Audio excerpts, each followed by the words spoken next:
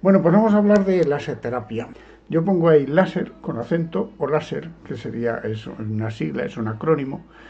Entonces, la cuestión es que el láser pues se ha terminado sustantivando, es decir, se ha convertido como en un nombre. Pero realmente es un acrónimo, que ahora veremos lo que significa ese acrónimo. La luz, normalmente, cuando la vemos habitualmente, la luz normal, la luz ambiente, suele ser, está formada por muchos colores. Y si esa luz se hace pasar por un prisma, se ve cómo esa luz digamos, se clasifica o se va disponiendo en los distintos colores que la forman. Entonces en el láser normalmente lo que vamos a hacer es que vamos a trabajar con un color, con una única longitud de onda. No, bueno, también hay, digamos, diodos, se están consiguiendo diodos de luz blanca también, que es un conjunto de todos los colores. Pero cuando nosotros trabajamos en fisioterapia, normalmente vamos a estar trabajando con distintas frecuencias o longitudes de onda. Por aquí se trabaja más con longitudes de onda que con frecuencias. Es importante tener en cuenta el tema del espectro luminoso o el espectro radioeléctrico. Aquí estaría un poco todo el espectro radioeléctrico. Y si empezamos por la derecha vemos que hay una gran división que es radiaciones no ionizantes y radiaciones ionizantes. Se considera que las radiaciones ionizantes serían las que ya implican riesgo o peligro para los tejidos. Y las no ionizantes son las que en principio no provocarían daño o digamos consecuencias negativas en los tejidos. El límite normalmente va a estar en los ultravioletas de tipo A tipo B.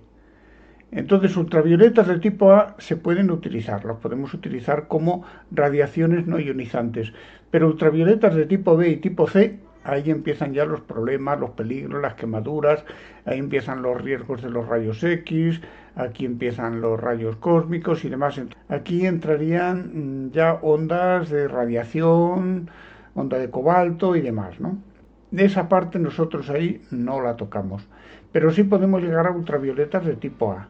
Luego tenemos la banda de luz visible, luego tenemos los infrarrojos, que los vamos a usar mucho, luego tenemos las microondas, la ultracorta, la onda media, la onda larga. Bueno, todos estos, digamos que lo que van a producir es excitación molecular, sobre todo la luz. Las microondas también va a producir vibración molecular de las moléculas o de los átomos o sobre todo de los enlaces moleculares y atómicos, ¿no? Si estamos en la ultracorta, pues vamos a tener ya rotaciones moleculares. Si entramos en la onda corta ya y en la onda media, lo que va a ocurrir es que ya se van a desplazar los iones y las moléculas que están ionizadas. Ya van a ir en bloque desplazándose. Y ese desplazamiento aumenta el movimiento browniano y va a generar calor, ¿no? Produce un aumento de calor. Y el láser, pues nosotros, el láser que vamos a utilizar está en esta zona, en la banda de infrarrojos, cercanos a la luz, y luz visible, en esta zona de aquí.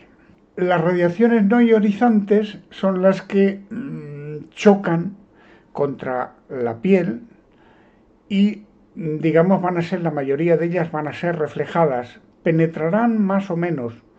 El problema está en que cuando las radiaciones tienen una pequeña longitud de onda, que penetran, atraviesan, entran entre los espacios interatómicos, incluso llegan a entrar dentro del átomo. Y si llegan a entrar dentro del átomo o de las moléculas, pueden romper, pueden alterar la composición genética, esas son las peligrosas, ¿no? Ahí nosotros no jugamos. Pero vamos, nosotros lo que buscamos son radiaciones que en principio chocan con la superficie corporal, pero parte van a ir entrando, van a ir bien por los espacios interatómicos o bien de elemento forme en elemento forme, porque se van a ir transmitiendo. Y entonces los infrarrojos tienen una cierta penetración dentro de los tejidos. Aquí tenéis una lámpara de infrarrojos clásica, estándar, y aquí una lámpara de mercurio de los ultravioletas. El láser normalmente tiene unas características propias y consiste en manejar y controlar la luz. Y un rayo de láser, pues ya sabéis que en la industria se están utilizando, pues incluso para cortar metales, para hacer estereografía, para hacer muchas cosas. El láser ahora mismo en la industria tiene una amplia aplicación.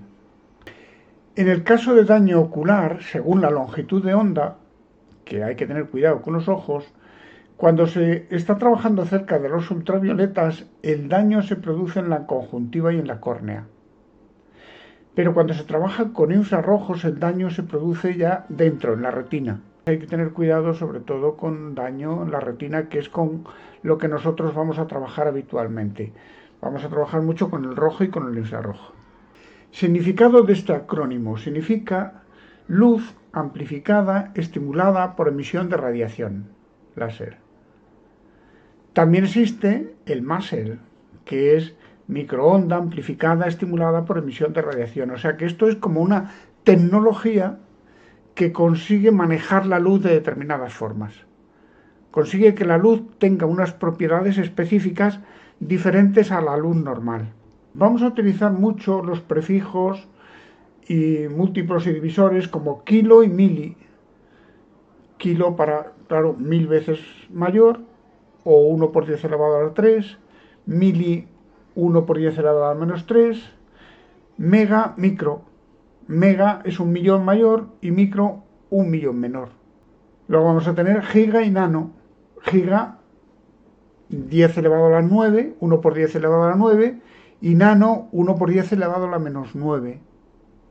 Luego ya vamos a tener tera, pico, femtoato, que estas normalmente nosotros aquí no los utilizamos. Esto más que nada es por curiosidad. Pero ya en el láser no utilizamos estos prefijos ni tanto para los múltiplos ni para los divisores.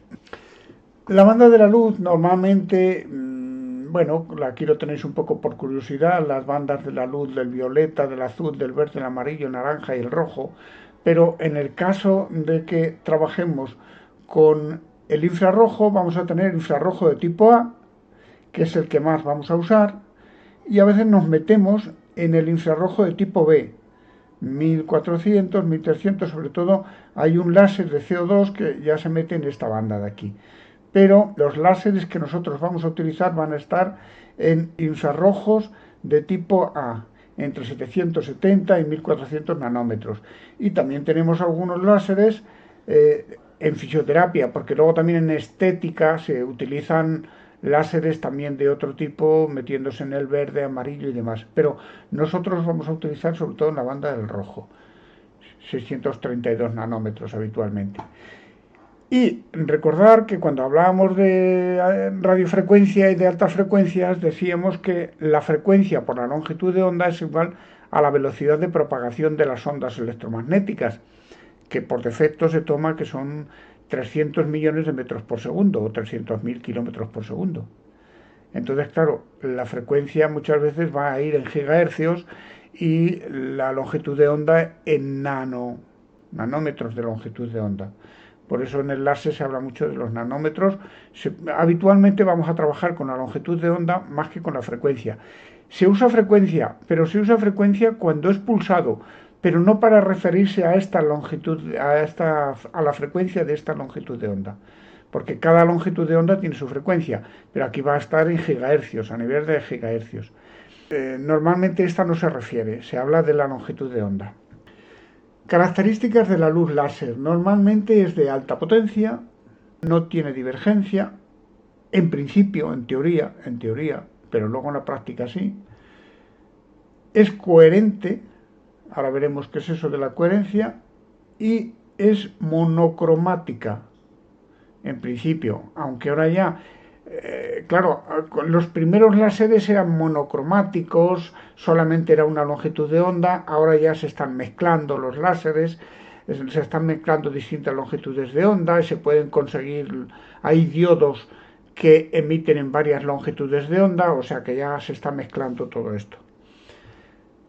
¿Qué es la no coherencia? La no coherencia significa que cuando va un rayo o un haz de luz, ese haz de luz puede llevar varias longitudes de onda. Entonces esas longitudes de onda pasa como en las interferenciales. Se interfieren unas a otras y eso provoca pérdida de potencia y provoca divergencia del haz. Entonces la no coherencia es mezclar distintos colores y distintas longitudes de onda, porque cuando hablamos de distintas longitudes de onda estamos hablando de distintos colores. ¿Qué es la coherencia? Que todos los rayos que forman un haz, pues todos tienen la misma longitud de onda. No se interfieren entre sí, no se molestan entre sí, no producen divergencia, mantienen el paralelismo del haz y mantienen la potencia. Entonces la coherencia es muy importante, porque eso produce que no se pierda potencia y se mantiene el paralelismo del haz. Si el aparato ha conseguido que sea paralelo, que esa es otra historia, ¿no? En cuanto a la regulación de la potencia en los aparatos, ya entramos un poco a hablar de nuestros aparatos. A mí me gusta que los aparatos tengan este segundo sistema de decir, pues bueno, regulo, pues por ejemplo, de 1 a 10 vatios. O lo pongo a 6, lo pongo a 5, lo pongo a 4. Bueno, y sé que está emitiendo esa potencia y el fabricante me tiene que garantizar que esa potencia que está diciendo que estamos regulando es la que sale por el cabezal. Este es el buen sistema. Pero hay muchos aparatos que dicen, no, tú ponle en el 1, en el 2, en el 3, ya, pero ¿qué potencia hay en el 3? ¿Qué potencia hay en el 5? Y muchos ya no informan de esa potencia. Entonces, si a mí un aparato me dice, bueno, tú pones en el 6, ya, pero ¿el 6 qué? No, en el 6, del 1 al 10 pongo en el 6. ¿Y qué potencia tiene en el 6? Este sistema no me gusta. Y este sistema deberíamos de evitarlo. Ese sistema es para la gente que no sabe, porque es que nosotros necesitamos saber la potencia para dosificarlo correctamente. Entonces, si hay un aparato con el primer sistema y que no tiene un feedback de decir, bueno, pues es que el paciente me informa de si siente mucho calor o poco calor, bueno, pues ya de alguna manera yo lo puedo regular. Pero si encima tiene poca potencia y el paciente no siente nada, pues es casi lo mismo que si tuviera el aparato apagado. Puedo tener el aparato apagado y le digo al paciente que tiene láser. O sea que, como no se ve, pues dicen, no, pues tienes láser, pero el aparato está apagado. Entonces, hay que huir de estos aparatos que te dicen, no, tú regúlalo, ponlo en el 7, ponlo en el 10, ponlo en el 8, pero ¿el 8 qué? Entonces, es importante saber cómo se regula la potencia y que esa potencia es real, ¿no? Vamos a hablar un poco del tema de la potencia emitida y de la potencia recibida. Hay mucha gente que habla de intensidad y no deberíamos hablar de intensidad, porque siempre que hablemos de potencia en vatios, cuando hablamos de vatios estamos hablando de la unidad de trabajo. Y el trabajo, su unidad siempre se mide en potencia, en vatios. Entonces, si estamos hablando de vatios, no podemos hablar de intensidad. Tengo un láser de alta intensidad. Bueno, me demuestras que no sabes mucho de electrofísica. Entonces, pues no sé si como paciente fiarme de ti como profesional. Entonces hay que tener cuidado. Entonces tenemos que hablar con cierta propiedad. Luego también hay que tener en cuenta que una cosa es la potencia emitida que sale de cada foco y otra cosa es la que llega. Porque claro, puede haber más distancia, puede haber menos distancia, puede haber más divergencia del haz, menos divergencia del haz. Incluso también la que se recibe va a depender incluso del tono de la piel del paciente. Porque un paciente con tonos oscuros va a recibir más energía, va a absorber más energía que uno con piel clara. Eso también tenemos que tenerlo en cuenta. A nosotros nos interesa mucho, es decir, vale, el aparato, cuando yo lo ajusto la que sale. Pero luego, ¿cuánta va a llegar al paciente?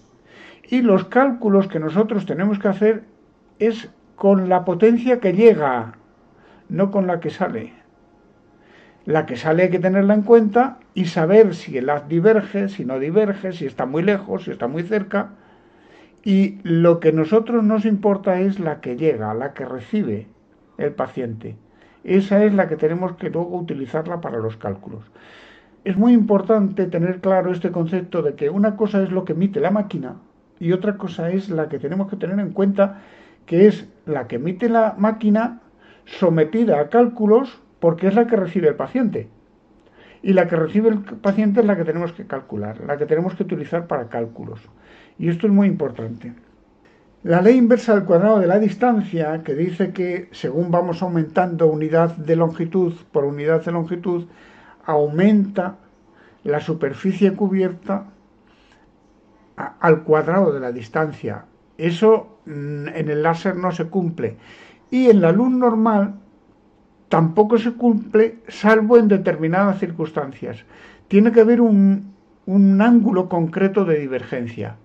Si diverge más, no se cumple. Y si diverge menos, tampoco se cumple. Por ejemplo, un foco de un teatro no se le puede aplicar la ley del cuadrado de la distancia. Porque un foco pues puede tener a lo mejor una divergencia de 10 grados. Si se le aplica los cálculos correspondientes, no se va a cumplir esta ley. Para que esta ley se cumpla, tiene que haber alrededor de 50 y tantos grados de divergencia en el haz. Normalmente, si es un casquete esférico, un radián. La luz normal también se puede trabajar con ella y convertirla en luz muy potente, porque todo el mundo tenemos el ejemplo clásico de que si recibimos luz en una cara de una lupa y esa lupa, la alejamos o la acercamos de un objeto lo suficiente y que coincida con el punto del foco, pues se va a concentrar en ese punto toda la luz que recibía el área de la lupa. Y claro, toda esa energía concentrada en un punto va a aumentar la potencia. Entonces la luz normal también puede llegar a quemar. Y todo el mundo, me imagino que de niños más o menos habéis podido hacer este experimento, ¿no? O jugar con una lupa para ver cómo quema. La potencia en el láser consiste en que, vamos a suponer, yo pongo el ejemplo de que vamos a suponer que hay una lámpara dentro de una esfera. Y esa lámpara se ilumina y claro, sale la luz en todas las direcciones. Vamos a suponer que esa lámpara emite en vatios luminosos, vamos a poner 50 vatios. Si nosotros fuéramos capaces de recoger todos los rayos y que fueran paralelos a un solo punto, pues concentraríamos los 50 vatios en un punto. Y eso es lo que hace el láser. Es capaz de concentrar toda la energía en un punto. No tiene nada que ver la energía que recibe la superficie interna de toda la esfera con un punto de la superficie interna. 50 vatios ahí es posible que perfore. Entonces el láser, lo que hacemos con el láser realmente es esto, es concentrar la potencia en un punto. La divergencia del haz también es muy importante tenerla en cuenta. Era lo que os decía, una cosa es la potencia que sale de aquí, pero nosotros tenemos que tener en cuenta la potencia que llega a la superficie corporal. Y unas veces va a ser circular, otras veces va a ser rectangular, y hay fórmulas para calcular esto, ¿no? Que hay que tener en cuenta la distancia y el ángulo de divergencia. En electroterapia.com yo tengo ahí una zona de dosis de láser, donde tenéis estas fórmulas, metéis los datos y se pueden hacer estos cálculos. Pero hay fórmulas para, teniendo en cuenta el ángulo de divergencia y utilizando un poco la trigonometría, pues se puede perfectamente calcular. Digamos que vamos a suponer que aquí salen de aquí 10 vatios. Pero claro, supongamos que aquí tenemos 10 centímetros cuadrados. Pues son 10 vatios repartidos en 10 centímetros cuadrados. A un vatio por cada centímetro. O sea que, y nosotros esto es lo que tenemos que emplear. Pero necesitamos saber cuánto emite el foco para luego poder calcular esto. Porque nosotros a la hora de dosificar tenemos que hacer cálculos. Esta sería la misma fórmula prácticamente, pero claro, en un rectángulo o en un cuadrado. Esta es lo que yo os decía, en electroterapia.com vais a tener ahí un lugar donde decir, bueno, pues yo quiero en tanta distancia, tanto ángulo de divergencia, y os va a dar la superficie calculada y la potencia que llega al paciente. ¿Cómo son los rayos láser? El problema que tenemos con los rayos láser es que con la vista normal, si trabajamos en infrarrojos, en el rojo sí, pero en infrarrojos no se ven.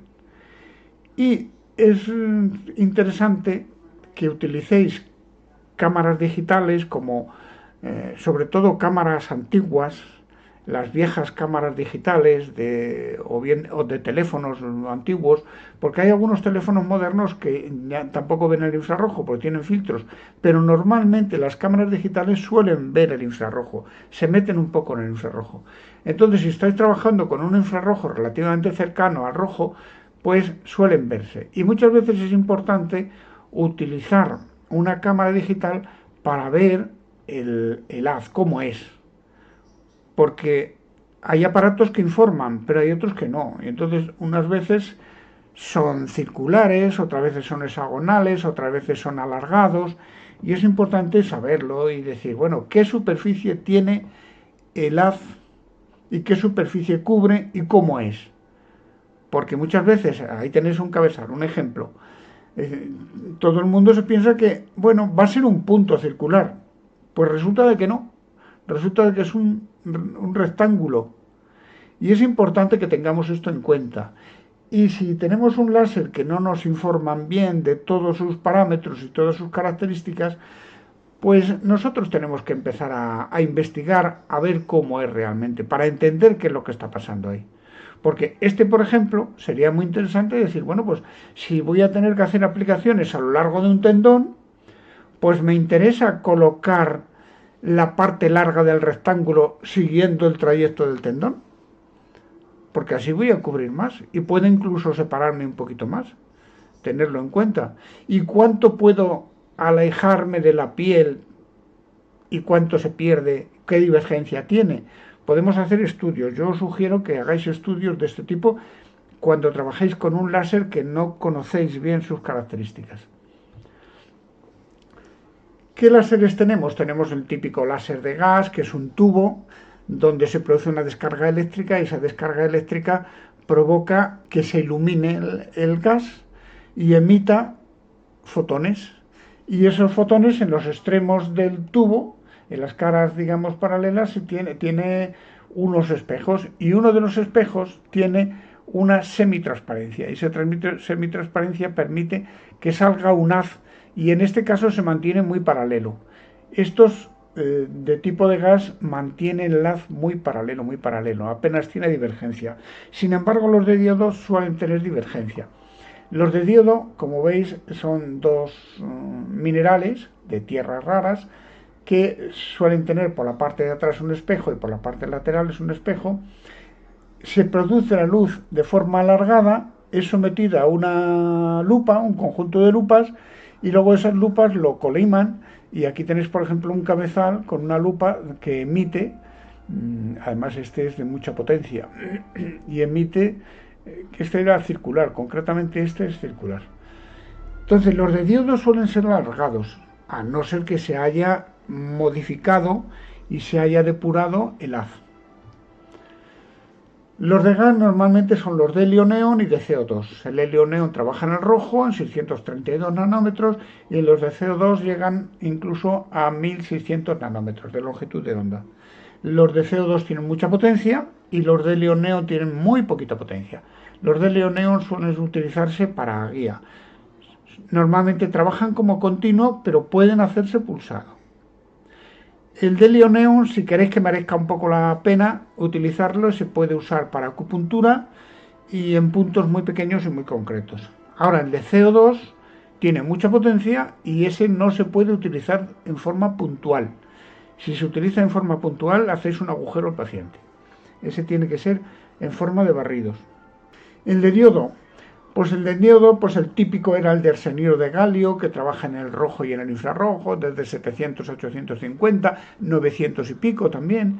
ya se están metiendo mucho, y estos de diodo es el típico del selenio de galio, pero ya se están utilizando más sistemas. Y normalmente es pulsado, aunque puede ser continuo. Se aplica mucho de forma puntual o en cono divergente. Cuando tiene mucha potencia se hace un cono divergente, porque si estuviera el punto fuera muy pequeño, también se haría un agujero al paciente. Entonces hay que disminuir la potencia que emite, provocando que se abra el haz y que, claro, repartir la energía que ha generado en la zona de tratamiento. Luego los hay de diodo de alta potencia, como el de neodimio jack, que también trabaja en 1064, aunque estos se utilizan incluso para cirugía. Estos normalmente son pulsados, son de alta potencia, llegan incluso a 1000 vatios de pico, de potencia de pico. Normalmente es puntual y es desfocalizado, es decir, porque si fuera muy paralelo el haz, y de hecho cuando se utilizan en cirugía no se desfocalizan mucho porque están pensados para utilizar, digamos, para generar quemaduras. Y normalmente cada pulso puede emitir entre 30 o 300 milijulios por pulso. Se suelen utilizar cabezales, y hay cabezales pues de muchos tipos, pero hay uno, por ejemplo, el de el neodimio jack, que suelen tener unos sistemas que obligan a que no puedas acercar el cabezal al paciente. Unos sistemas que te obligan a alejarlo, y están desfocalizados, porque si ponemos en contacto el cabezal con el paciente, le hacemos un agujero. Hay otros que, bueno, por su baja potencia se pueden poner en contacto, no hay problema. Pero los que tienen mucha potencia, la potencia es lo que suministra mucha energía en poco tiempo, y eso va a provocar, llega a provocar quemaduras. De hecho, el láser, claro, se utiliza en cirugía. El láser hay que tener cuidado con él y nunca hagáis eso que se ve ahí. Mirar directamente a un láser, ni enfocárselo a los ojos al paciente, ni mirarlo nosotros. Entonces nosotros tenemos que tener unas gafas de protección, que además son gafas específicas para la longitud de onda con la que estamos trabajando. Y hay que tener en cuenta, cuando veáis ese signo, decir peligro, aquí hay riesgo de daño. También depende mucho de la potencia. Y el infrarrojo normalmente va a hacer daño en la retina. Se habla mucho en el tema del láser del tema de los cromóforos. ¿Qué son los cromóforos? Los cromóforos son distintas longitudes de onda que se ha visto y además está demostrado que las moléculas, sobre todo quien absorbe la energía, son los enlaces moleculares. Y los enlaces moleculares absorben energía o emiten energía, pero son capaces de absorber energía. Entonces, el espectro luminoso del Sol tiene una serie de longitudes de onda que se absorben muy bien. Por ejemplo, por aquí se absorbe el CO2, se absorbe por aquí. En esta zona el agua en 1700 es absorbido por el agua, pero aquí donde ya estamos cerca del visible límite del rojo con el infrarrojo, en esta zona digamos que lo absorbe el oxígeno. Por eso nosotros utilizamos mucho el tema del láser y se habla mucho del aumento del riego y demás. O sea que el oxígeno sería especialmente, absorbe estas longitudes de onda de muy cerca del rojo. Y en la zona del rojo pues también se suele utilizar para estimular aquí. Luego, cuando ya nos acercamos al ultravioleta, esa zona, digamos, lo absorben directamente las proteínas. Pero aquí nosotros lo que estamos haciendo y estamos aplicando es aprovechar ciertas bandas de absorción energética para aplicar esas longitudes de onda.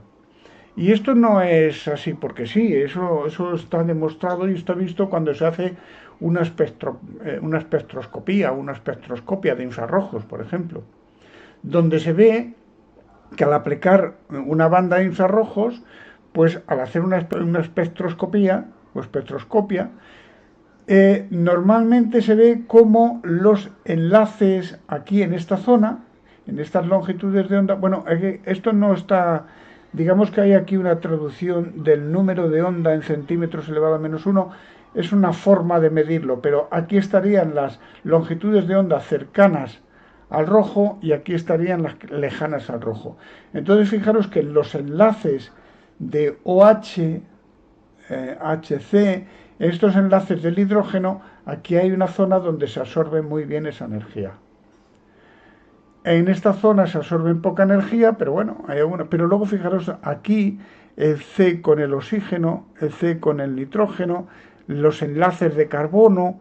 Los enlaces de carbono se absorben mejor en esta zona, ya un poco lejano, infrarrojos lejano. Esto es el tema de la espectroscopía, que es muy interesante meterse en ello, porque aquí la espectroscopía lo que indica es las zonas de absorción. Y esto se utiliza en química para encontrar los elementos que forman una sustancia, ¿no? Y según lo que absorben, se saben qué sustancia tienen. ¿Por qué? Porque se estimulan y se excitan los enlaces, por ejemplo en este caso aquí, entre el oxígeno y el carbono.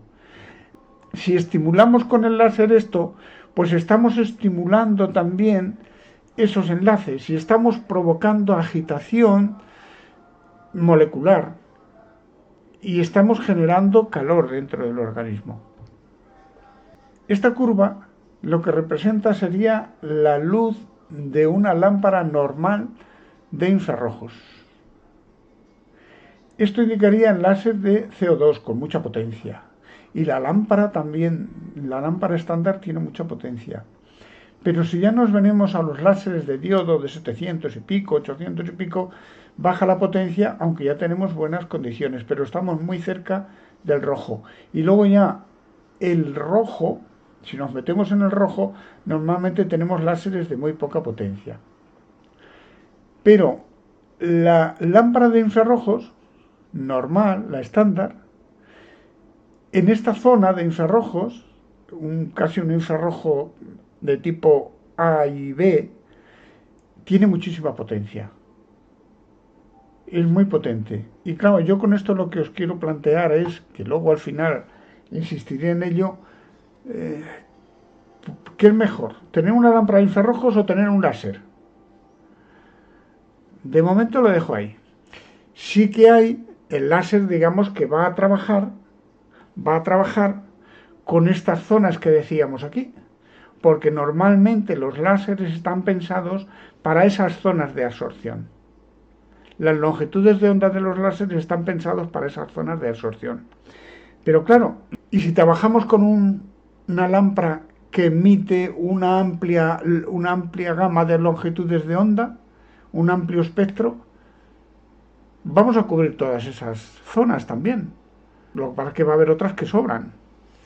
Pero la luz del sol es así, es como una lámpara estándar. Bueno, en cuanto al tema de las potencias y esta clasificación, vamos a tener los que se llaman de clase 1, no encierra peligros, los de clase 2, digamos que suelen ser pulsados, el riesgo, no hay mucho riesgo a la exposición directa, el de tipo 3A y tipo 3B, estos son los que nosotros estamos utilizando, y hay que evitar la exposición directa y hay que evitar la protección ocular ante exposición directa. Y ya los de tipo 4, pues esos hay que tener mucho cuidado con ellos, y ya son de cirugía y sobre todo hay que protegerse mucho ante ese tipo de láseres. Formas de aplicar el láser. Tenemos la forma puntual, tenemos con fibra óptica, que al principio nosotros como fisioterapeutas la usábamos, pero es muy complicado, se rompían enseguida las fibras, eran muy caras, entonces ha ido desapareciendo la fibra óptica para nosotros. Hay otras profesiones dentro de la medicina que sí la están utilizando todavía, ¿no? con cabezal de diodo, que es muy frecuente para nosotros, y con un punto reflejado, es decir, los láseres de CO2 o de Leoneon, que normalmente se llamaba de cañón porque eran muy aparatosos, pero luego algunos tenían muy poquita potencia. Parecía que era un cañón, pero con unos espejos se hacía que se reflejaran sobre el paciente, ¿no? La superficie tratada no debe ser menor que 1 centímetro cuadrado. Sin embargo, hay muchos aparatos que la ajustan a menos de 1 centímetro cuadrado. Y no debería ser menor. Y ahora os lo explicaré el porqué, ¿no? En cuanto a la aplicación, también hay que tener cuidado a la hora de colocar el cabezal. El cabezal debe estar lo más perpendicular posible a la zona tratada, a no ser que busquemos un punto concreto en profundidad y apuntemos a él. Entonces eso sí se podría, pero tendríamos que enterrar un poco el cabezal en el tejido celular subcutáneo. Entonces hay que evitar situaciones con cierta oblicuidad. Luego, aplicación correcta o incorrecta. Por ejemplo, este es de mucha potencia. Si aplicamos este de mucha potencia en contacto con el paciente a la derecha, vamos a quemar al paciente. Ahora, si lo aplicamos a distancia, como tiene una cierta divergencia, se va a perder potencia. Tal vez emita muchos vatios, pero cuando lleguen al paciente, por centímetro cuadrado va a llegar una potencia mucho más baja. Entonces ya no quemamos al paciente. Hay veces que hay que separarlo y hay veces que hay que acercarlo. Esto que se ve ahí es muy interesante porque nos hace entender que cuando nosotros estamos aplicando el láser, en principio con los ojos no vemos nada, pero si filmamos con una cámara que sea capaz de captar los infrarrojos, vemos que hay una energía ahí dentro, vemos un resplandor ahí dentro y vemos incluso que hay rayos que salen incluso desde el interior del paciente. Y esta información es muy interesante tenerla en cuenta. Y claro, esto nos enseña también que el haz no solamente abarca a lo que está justamente debajo, sino tiene una influencia alrededor. La luz se va a dispersar alrededor. Luego, alrededor justo de lo que nosotros consideramos como tamaño del cabezal, si está en contacto, también alrededor tendríamos que tener en cuenta un poco el alrededor, porque también va a ser influenciado. ¿Es lo mismo poner 100 milivatios en 1 milímetro cuadrado que en 100 milímetros cuadrados? Imaginaros aquí con este esquema, lo que yo quiero dar a entender, imaginaros que hay un haz menor de 1 centímetro cuadrado. Y claro, si es menor de 1 centímetro cuadrado, justo en esa zona va a penetrar mucho y justo lo que está debajo lo vamos a saturar de energía. Entonces debemos considerar un área de alrededor y conviene que tampoco sea tan pequeño el haz, porque si concentramos en un haz muy pequeño, de pocos milímetros cuadrados, mucha energía, seguramente terminamos produciendo una quemadura justo ahí debajo. Pero claro, alrededor también estamos haciendo un efecto. Esto tenemos que tenerlo en cuenta. Y como, digamos, un poco garantía de superficie sería que justo la zona que cubre el cabezal debería ser como mínimo de 1 centímetro cuadrado. Y luego tener en cuenta que alrededor vamos a considerarlo también tratado. O sea que va a haber un área alrededor de tratamiento. Cuando trabajamos con puntual, muchas veces, o la mayoría de las veces, suelen tener divergencia. Hay aparatos que permiten regular la divergencia, pero el fabricante lo pone con unas lentes de tal manera que tiene una divergencia. Y esa divergencia nos provoca que si acercamos mucho, concentramos muchísima energía en un punto pequeño. Sugieren los fabricantes la aplicación de unos cabezales que alejan, pero no debemos alejarlo de forma aleatoria. No podemos decir, bueno, lo alejo unas veces 2 centímetros, otras veces 1 centímetro, otras veces 4 centímetros, otras veces... Eso no vale. Siempre a la misma distancia. Suele haber un sistema de alejamiento desde el foco del cabezal, desde el foco de origen, hasta mantener una superficie. Entonces, esas distancias tenemos que controlarlas. De alguna manera tenemos que saber cómo son, y o bien hay fabricantes que tienen unas boquillas, o una boquilla fija, o varias, y eso es importante porque esa boquilla garantiza una distancia. Y de acuerdo a la divergencia que hay más la distancia, el paciente va a recibir X vatios en esa zona corporal. Entonces es muy importante tener en cuenta estas boquillas. Aquí tenéis ejemplos de boquillas.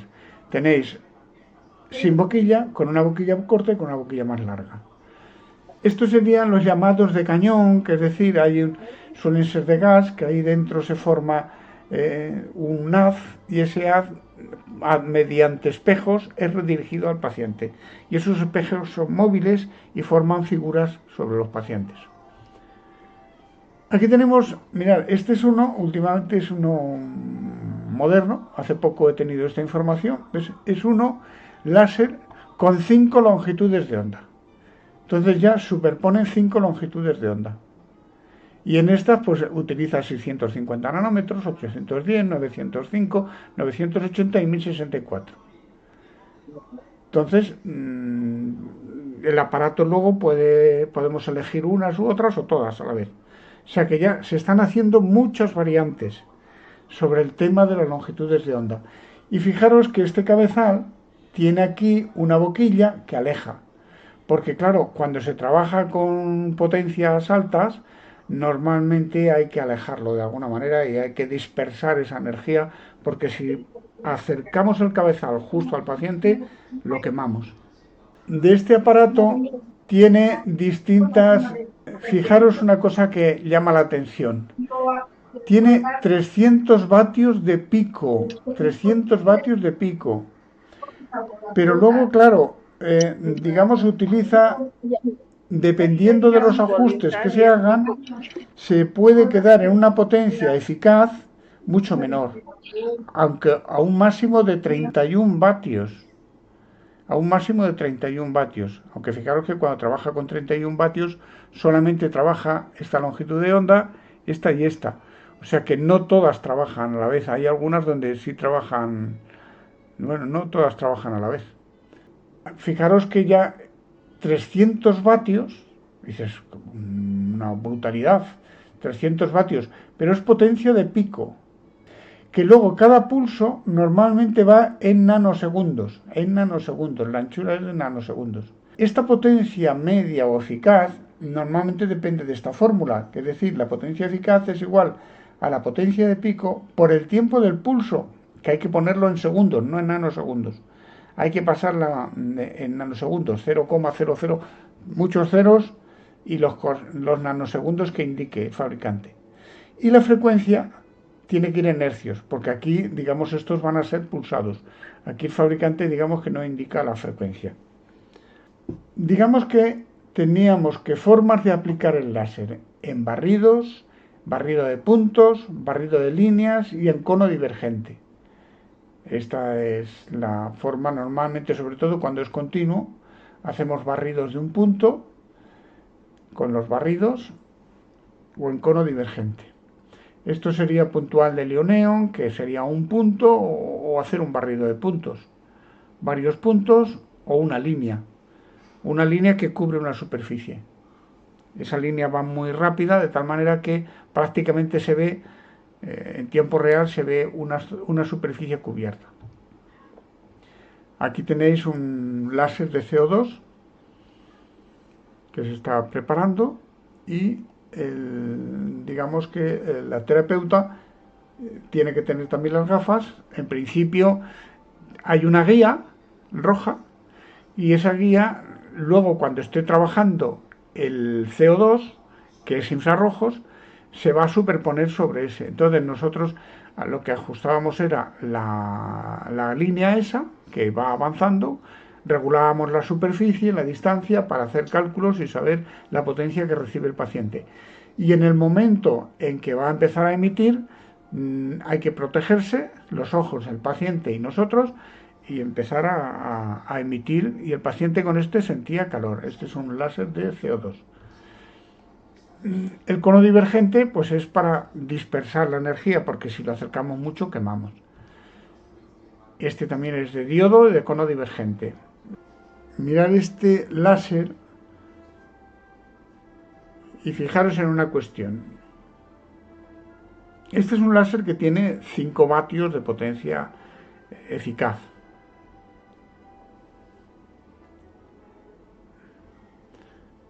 Fijaros, es un experimento que hicimos. Ahí emite y le coloca una cinta, es una cinta adhesiva, emite y bueno, la cinta lo soporta el láser y aquí no ocurre nada. Pero fijaros lo que ocurre cuando emite con una cinta oscura. Absorbe rápidamente la energía y se produce una quemadura. Esto hay que tenerlo en cuenta. Y luego mirar aquí también una vista de a través de una cámara de infrarrojos, cómo se ve la emisión de ese láser a través de la mano. Eso que él hace no se puede hacer durante mucho tiempo, porque al cabo de unos segundos empieza a notar una quemadura, que quema. Entonces, ¿veis cómo traspasa? Eso está visto a través de infrarrojos. Él emitía y paraba porque si no se quemaba. ¿Veis cómo traspasa los tejidos los infrarrojos?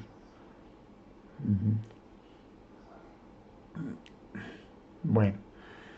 Luego tenemos multidiodos o arracimados, que también les llaman de racimo, o varios diodos en un cabezal. Porque está habiendo muchos cambios en esta historia, claro, entonces se superponen. Y lo importante para nosotros como fisioterapeutas es esto, a partir de ahora. Nosotros tenemos ahí los aparatos y los aparatos nos ofrecen muchas posibilidades, muchas variantes. Y decimos, bueno, con todas esas variantes y esas posibilidades, ahora, ¿cómo lo aplico yo? ¿Cómo es la técnica? Aquí está la clave, que nosotros somos los que vamos a aplicar la técnica. ¿Cómo se aplica? Cada aparato tiene su técnica. ¿Cuál es el objetivo? ¿Sobre qué queremos influir? Queremos influir mucho sobre la sangre, es decir, longitudes de onda cerca del rojo. Queremos influir en el agua, que se absorba por el agua. Entonces eso obligaría a decir, quiero comprar un tipo de láser u otro tipo de láser, según lo que yo necesite. Que muchas veces nos venden un láser y aplicamos el láser, ya, pero ¿qué propiedades tiene? ¿Qué quiero? ¿Cuáles son mis objetivos? Primero tendríamos que comprar un láser de acuerdo a nuestros objetivos. ¿Conocemos las características de nuestro equipo? Pues muchas veces no. Entonces tenemos que hacer todo lo que podamos para entender qué características tiene, conocerlo. ¿Cuánto tiempo debe durar una sesión? ¿Es igual mucha potencia que poca potencia? Pues lógicamente no. Si aplicamos mucha potencia, aplicamos mucha energía en poco tiempo y rápidamente conseguimos el efecto que buscamos. Luego, tiene que influir en el tiempo de sesión de alguna manera. ¿Es igual que la zona trateada sea muy amplia o sea pequeña? Pues lógicamente no. En una zona pequeña rápidamente terminamos el trabajo. Pero en una zona amplia tendremos que dedicarle más tiempo, ¿no? De alguna manera. Más tiempo y más potencia, claro, para compensar. Y si la zona es pequeña, menos potencia y menos tiempo. ¿Es igual que sea pulsado que continuo? Pues no, porque el pulsado produce una pérdida de potencia y el continuo mantiene la potencia que dice el aparato. Todas estas circunstancias hay que tenerlas en cuenta a la hora de una aplicación correcta y una dosificación correcta, ¿no? ¿Se debe desplazar el cabezal? Mejor que no, porque si se desplaza estamos cambiando la superficie y si cambiamos la superficie tendríamos que hacer cálculos nuevos. Ahora, si se desplaza con el conocimiento de causa suficiente y decir, bueno, es que yo lo estoy desplazando por una determinada zona y tengo en cuenta esa zona, muy bien, ¿vale? Pues tiene en cuenta la zona desplazada, mantén siempre la misma homogeneidad de desplazamiento y la misma superficie. Entonces sí, Pero si se anda desplazando sin saber muy bien lo que estamos haciendo, mejor punto a punto. Entonces tenemos que hablar de la dosificación. Y la dosificación consiste en que cuando nosotros vamos a aplicar una terapia, tenemos que tener en cuenta el tiempo, la superficie, la potencia, la zona tratada, la superficie de emisión, la divergencia de la... un montón de parámetros que hay que tenerlos en cuenta. Y teniendo en cuenta esos parámetros, lo que importa es la energía que va a recibir el paciente al final de la sesión. Y de alguna manera tenemos que tener en cuenta todos los parámetros y meterlos en una fórmula. Y esa fórmula de dosificación es esta, es muy simple. Es decir, nosotros vamos a aplicar una máquina que va a hacer un trabajo. Y ese trabajo tiene una unidad, que es la potencia. Y la vamos a aplicar durante un tiempo. Luego, potencia por tiempo es igual a trabajo. Trabajo partido potencia es igual a tiempo. Trabajo partido tiempo es igual a potencia. Luego, esta fórmula, así de simple, es en la que nos vamos a basar para dosificar lo mismo que nos basamos en la de ultrasonidos, ¿no? Esta es la fórmula de tal manera que, claro, los julios totales los vamos a tener que sustituir por algo. Los vatios también los vamos a tener que sustituir por algo. Y el tiempo normalmente va a ir en segundos, aunque si lo empleamos en minutos tenemos que hacer la conversión adecuada. Pero normalmente en la fórmula el tiempo tiene que ir en segundos. Vamos a empezar por la superficie tratada. Nosotros tenemos una superficie tratada y esa superficie tratada debemos medirla. Tenemos tanto de ancho por tanto de largo. Normalmente lo medimos en centímetros. Y nosotros tenemos que decidir y decir cuánto quiero que reciba en cada centímetro cuadrado cuando termine la sesión. Cuando termine la sesión, al final de este tiempo. Que este tiempo normalmente puede ser incógnita, porque puede ser más o puede ser menos. Pero este no. Este parámetro de julios totales va a ser fijo, no puede ser incógnita. Y la potencia tampoco puede ser incógnita, porque depende de lo que regulemos en la máquina, y este va a depender también de lo que regulemos en la máquina y de la superficie tratada. Luego necesitamos saber la potencia que va a recibir en cada superficie, toda la superficie, y necesitamos también todos los julios que va a recibir en toda la superficie.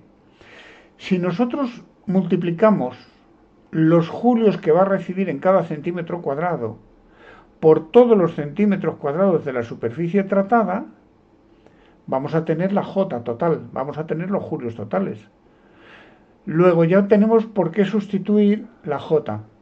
Si decimos julios que recibe en cada centímetro cuadrado por los centímetros cuadrados, es igual a los julios totales. Luego ya tenemos que aquí esta J puede ser sustituida por los julios que queremos que reciba en cada centímetro cuadrado por los centímetros cuadrados de la zona tratada. Partido entre la potencia, pero la potencia que va a recibir el paciente, que de alguna manera tenemos que tenerla en cuenta y tenemos que informarle a la máquina o calcularnos nosotros manualmente que si la máquina está emitiendo 5 vatios, todos esos 5 vatios se van a repartir en toda esta superficie. Entonces, los 5 vatios van a estar en toda la superficie, no en un punto de la superficie. Porque normalmente, o por cono divergente o por un barrido que cubra una zona, vamos a tener un barrido que cubre toda la zona. Entonces, si son 5 vatios, son esos 5 vatios que van a estar repartidos en toda la zona. Luego ya tenemos que la potencia va a ser la recibida en toda la zona. Entonces, la fórmula va a ser que tiempo es igual, en segundos, a los julios que queremos en cada centímetro cuadrado por la superficie tratada, partido por la potencia que recibe en toda la zona tratada. Que a veces va así, en vatios, y a veces tenemos que meter aquí más cosas. De momento vamos a pensar un continuo, un láser continuo, que no hay que modificar nada en la potencia, y como no altera la potencia, pues lo que diga la máquina es lo que recibe toda la superficie tratada. Luego, esta será la fórmula definitiva. julios es igual a los julios centímetros cuadrados por la superficie tratada en centímetros cuadrados, y los julios centímetros cuadrados también es igual a los julios totales partido la superficie en centímetros cuadrados. Entonces la fórmula definitiva es que tiempo es igual a julios en centímetro cuadrado que deseamos, que queremos, que pretendemos que reciba el paciente al final de la sesión, que esa es la dosis, ese es el concepto de dosis, multiplicado por la superficie tratada, partido la potencia. Esto sería la típica fórmula, la más sencilla, para el caso de láser continuo, que no hay que hacer ninguna modificación. Y esta potencia es la que recibe toda la superficie tratada, que es la de todo el cabezal y que coincide con la superficie tratada. Los julios centímetro cuadrado es el concepto de dosis, que es realmente la energía, el trabajo que queda depositado al final de la sesión. La potencia no es la dosis. ¿Qué pasa cuando aplicamos pulsado? Cuando aplicamos pulsado, pues vamos a tener que hay un momento de aplicación y hay un momento de descanso, de reposo. Entonces se va a producir una media, una resultante, una potencia eficaz. La potencia eficaz es igual a la potencia que alcanza cada pulso, multiplicado por el tiempo del pulso, que tiene que ir en segundos, y multiplicado por la frecuencia, que tiene que ir en hercios. Y esa potencia eficaz es la que tenemos que meter en la fórmula. En esta fórmula anterior, la W tiene que ir sustituida por o bien por potencia eficaz o bien por toda esa fórmula completa. O ya hemos hallado la potencia eficaz y decir, esta potencia es la eficaz. O bien meter ahí todo esto. Potencia de pico por tiempo de impulso por frecuencia. Aquí tenemos un aparato donde veis que como dice, la energía aplicada al paciente va en julios y la potencia pues va en vatios. Yo recuerdo este aparato, era un aparato que yo usaba, que había que indicarle distancia desde el foco de emisión al paciente. Y al abrir el haz en un sentido o en el otro, normalmente él ya lo tenía en cuenta esos grados de apertura.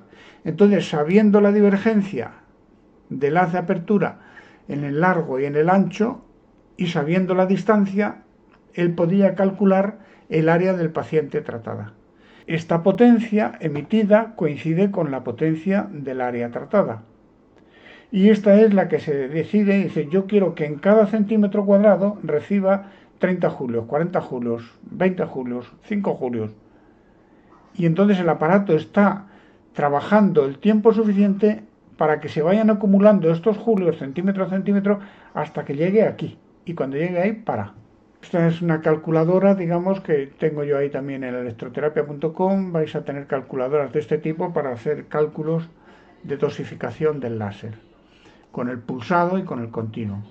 Vamos a suponer, y aquí os pido que preparéis un bolígrafo y un papel, o lápiz y papel, como queráis, y vamos a hacer un cálculo. Aquí espero que me deis vosotros resultados. Tenéis que hacer cálculos de acuerdo a la fórmula que hemos visto antes. Recordamos que la fórmula es igual. Tiempo es igual a julios centímetro cuadrado por superficie tratada partido potencia. Como en este caso es un caso del continuo, la potencia que nos den no la tenemos que modificar. Es así, es la única. ¿Cuánto durará la sesión sobre un paciente donde le queremos depositar 35 julios centímetro cuadrado sobre una superficie de tratamiento de 70 centímetros cuadrados y con una potencia de 4 vatios reales, eficaces? Como es continuo, pues son reales, son los que da la máquina y que son los que coincide que recibe toda la superficie tratada. Hacer cálculos y me dais resultados.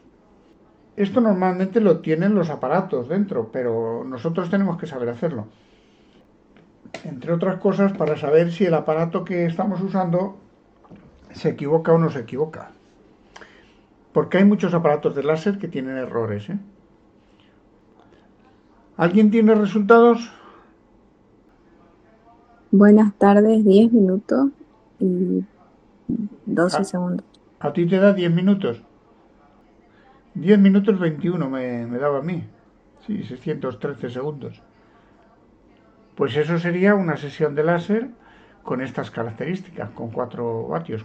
Cuanto más potencia tengamos, más corta es la sesión. Cuanto menor sea la superficie, más corta es la sesión. Cuanto menos julios apliquemos, más corta es la sesión. Lo que pasa es que aquí entramos ya en decir, ¿cuántos julios son los correctos para conseguir un efecto terapéutico? Porque los julios centímetro cuadrado son los que van a conseguir el efecto terapéutico. Luego hablamos de ellos. Vamos a ver un ejemplo de pulsado. Se desea depositar 30 julios centímetro cuadrado por punto, porque el pulsado normalmente se aplica punto a punto. Superficie de 1 centímetro cuadrado por punto. Potencia de pico 20 vatios. Anchura del pulso 500 nanosegundos. Frecuencia de pulsos 12.000 hercios. Y se desean tratar 4 puntos. Lo mejor, lo normal es decir, como son 4 puntos, pues vamos a calcular para uno. Y luego lo que calculemos en uno lo repetimos 4 veces. ¿Cuánto durará la sesión? Fijaros que en cada punto se depositan 30 julios por cada centímetro cuadrado. La superficie es de 1 centímetro cuadrado. Luego entonces habría que en la fórmula poner 30 por 1. Como bueno, 30 por 1 es igual a 30. Casi no hace falta en este caso poner nada. Ya sería cuestión de dividir 30 por 1 partido la potencia eficaz. No podemos poner 20 vatios porque son 20 vatios de pico.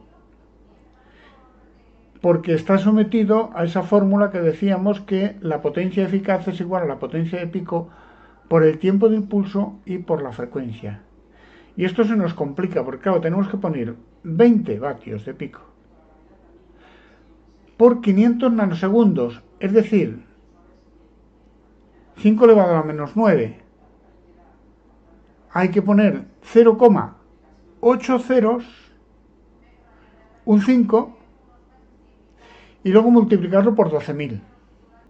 Eso nos complica y esto es lo que suele dar problemas cuando hacemos cálculos con el tema del láser. Aquí es bueno tener una calculadora y decir, bueno, pues lo voy a hacer así, porque es que si empezamos a trabajar manualmente, empezamos a perdernos con tantos decimales. Pero primero tenemos que calcular cuál es la potencia eficaz o la potencia media. Hay gente que se le llama potencia media, potencia eficaz. Hay que multiplicar 20 por 0,805 segundos y por 12.000. Y eso nos da una potencia eficaz, que es, digamos, el divisor. Hay que dividir 30 por 1 entre esa potencia eficaz. Y luego repetirlo 4 veces. No sé si alguien lo ha hecho. ¿Nadie lo ha hecho? 16 minutos. ¿Para cada uno Listo, o para los cuatro? para los 4 Para los cuatro. y 40 segundos. Sí, más o menos, claro, yo 250 segundos, que son 4,2 minutos por punto, total que por 4 prácticamente 17 minutos. Se nos va a 17 minutos, prácticamente 17 minutos. Pues esto así es como se trabaja con el pulsado. Estos son dos ejemplos de cómo se trabaja con el pulsado y cómo se trabaja con el continuo. Si luego nos metemos con el cono divergente se complica un poco más. A partir del cono divergente se puede calcular la superficie tratada, depende, pero eso normalmente las máquinas lo hacen automáticamente, ¿eh? Pero hay que tener información para saber eso, ¿eh? Entonces, láseres que no reúnan el mínimo de información ni datos suficientes, no deberíamos comprarlos. Necesitamos datos suficientes para poder hacer cálculos. Tienen que permitir la información del fabricante que podemos manualmente nosotros hacer comprobaciones de si eso es así o no es así. Cuando compréis un aparato, hay que meteros en ello y decir, quiero comprobar si lo que dice el fabricante es correcto, con mis conocimientos, con lo que yo sé, y quiero comprobarlo, y quiero hacer mis cálculos. Porque muchas veces os vais a encontrar que no es así. Vamos a ver algunos ejemplos que os vais a encontrar de información y características que da el paciente. Por ejemplo, es muy frecuente encontrar frecuencia de 2 a 5000 hercios, vale, sí, eso significa que es pulsado. Potencia de pico, 15 vatios. Potencia eficaz, 12 milivatios. Se supone que será máximo, porque al cambiar la frecuencia, esta cambia. Entonces tendrían que poner un rango de decir, de tanto a tanto. Longitud de onda, vale, es de 904 nanómetros, vale, nos informa que es de tipo 3B. Esta información, esta de 3B, bueno, es relativa, no es muy necesaria, pero todo el mundo la pone. Sobre todo porque legalmente la tienen que poner. Anchura de pulso, esto es importante, saber la anchura de pulso, le dice 200 nanosegundos, porque hay que meterla en esa fórmula, ¿no? Superficie del haz, se supone que esa superficie del haz es de 5 milímetros cuadrados. Y claro, esto hay que tener en cuenta que si hay divergencia con la distancia, y nos dice que tiene una divergencia de 20 grados. Luego, a distancia, si lo alejamos el cabezal de la piel, ya no son 5 milímetros cuadrados, ya son más.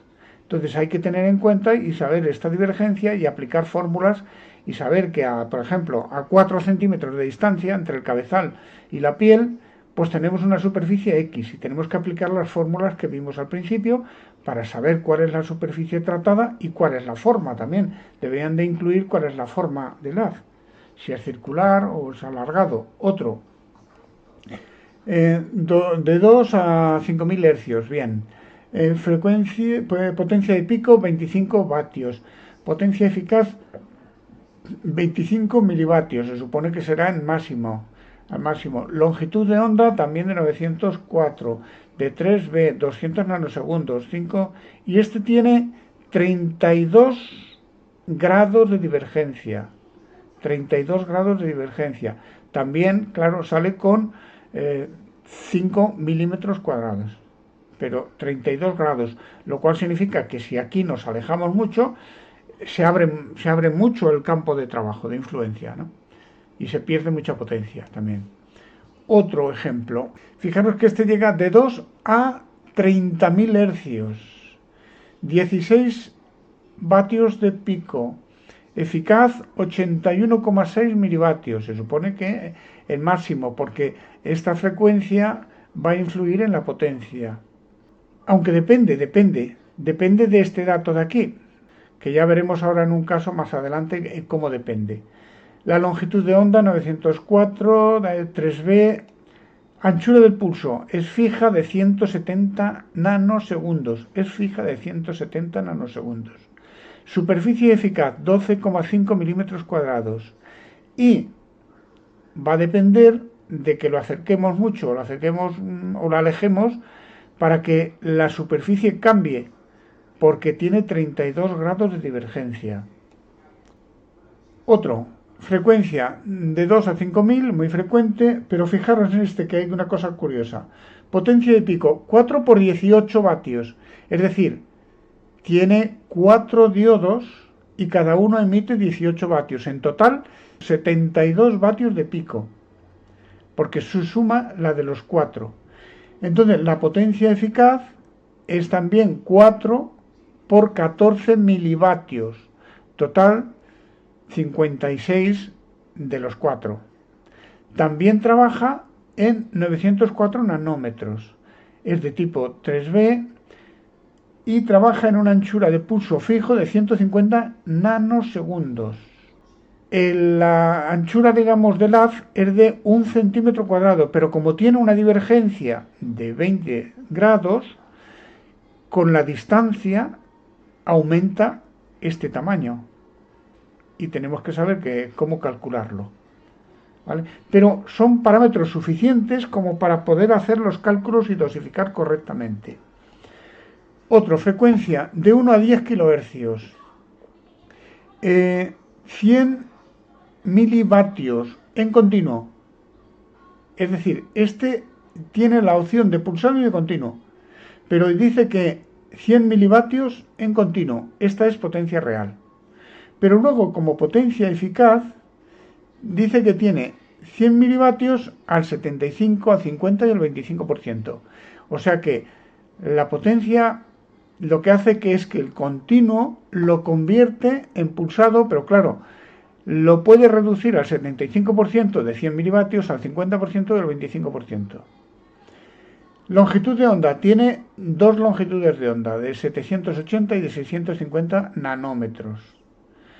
Tipo de láser de 3B. Anchura de pulso. Fijaros que ya no habla de nanosegundos. Habla de que regula la anchura de pulso al 75% del continuo, al 50% y el 25% del periodo. Es decir, genera, dependiendo de la frecuencia, divide el periodo al 75%, al 50% y al 25%, o lo deja como continuo. Fijaros que aquí no hay un tiempo de pulso. El tiempo de pulso es variable. Diámetro del haz de 3 a 10 milímetros. Y claro, tiene aquí una superficie de 3 a 78,5 milímetros. O sea, ya es otra forma, es otro estilo. Fijaros que no todos tienen los mismos parámetros, que ese es el problema que también tenemos con los láseres, que cada uno tiene como sus características, pero tienen que ser características diferentes o suficientes como para saber nosotros que podemos trabajar con bien. Frecuencia, frecuencias específicas. Esto significa que este láser está pensado para trabajar justo con determinados valores de frecuencia, porque hay unos láseres, sobre todo que se utilizan en la acupuntura, que utilizan unas frecuencias específicas. Y tiene continuo y que puede trabajar en 21 diodos a 100 milivatios cada uno. Total 2,1 vatios. Potencia eficaz en pulsado, cuando trabaja en pulsado, 21 por 50 milivatios. Es decir, 1,05 vatios. Fijaros que por 50, ¿qué significa? Que aquí tampoco tiene una anchura de pulso con un tiempo prefijado. Tiene todas las frecuencias, cualquier frecuencia la pone al 50% del periodo. De tal manera que, sea la frecuencia que sea, utiliza la mitad para el pulso y la mitad para el descanso. Aquí regula y trabaja con la anchura del pulso. No hay un tiempo de pulso fijo, sino regula al 50%. Todas las pone al 50%, lo cual significa que, claro, si en continuo tiene 100 milivatios, en pulsado, como trabaja al 50%, se quedan 50 milivatios. Pero sigue teniendo 21 diodos y, claro, la potencia se baja, se queda en la mitad. Luego, cuando trabaja en pulsado, siempre tiene la potencia en la mitad. Y cuando trabaja en continuo, siempre tiene la potencia en 100 milivatios máximo. Y trabaja en continuo. Trabaja en 808, este es uno típico de estos de uso para acupuntura. Y claro, como tiene 21 diodos, pues cubre una superficie de 55 centímetros cuadrados. Claro, aquí los ángulos de divergencia no da un valor fijo, va de 7,5 a 12 y también de 30 a 40 grados. O sea que debe ser que hay como dos cabezales, uno que tiene una cosa y otro que tiene otra. ¿Qué es este concretamente? Es este cabezal, ¿no? Vamos a suponer que tenemos dos aplicaciones de muñeca por la cara anterior y por la cara posterior. Se desea depositar 30 julios centímetro cuadrado por aplicación. Luego es como en el caso del puntual, se calcula para uno y luego se repite por dos. La superficie es de 55 centímetros cuadrados por aplicación. Y la potencia en continuo es de 2,1 vatio. ¿Cuánto durará la sesión? Pues es muy fácil. Queremos depositar 30 julios centímetro cuadrado. La superficie tratada en total, la que cubre, son 55 centímetros cuadrados. Y la potencia son 2,1, porque va a ser en continuo. Pues 30 por 55 partido 2,1. Y nos dará un tiempo que es de una parte, de una sesión, que luego hay que repetirla. Entonces serían 785 segundos, son 13 minutos, por 2 serían en total 26 minutos. Tendríamos que tener esto puesto 13 minutos por un lado y 13 minutos por el otro. Aquí es donde entra el tema de decir, claro, es que si pongo muchos julios la sesión es muy larga. Ya, pero ¿de qué se trata? ¿De que la sesión sea corta o de que el paciente reciba suficiente energía como para que esa energía produzca cambios biológicos? Porque no depende tanto del tiempo de la sesión, depende sobre todo de la energía que queda acumulada en el paciente y es la que va a producir cambios biológicos.